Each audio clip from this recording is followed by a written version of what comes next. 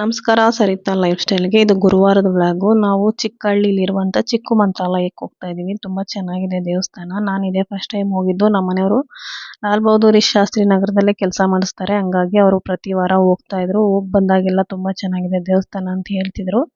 ಸರಿ ನಾನು ಹೋಗಿ ನೋಡ್ಕೊಂಬರೋಣ ಅಂತ ಹೋಗಿದ್ದೆ. ನನಗೆ ಚಿಕ್ಕ ಮಂತ್ರಾಲಯಕ್ಕೆ ಹೋಗಿ ಬಂದಂಗಾಯಿತು, ತುಂಬ ಖುಷಿ ಆಯಿತು.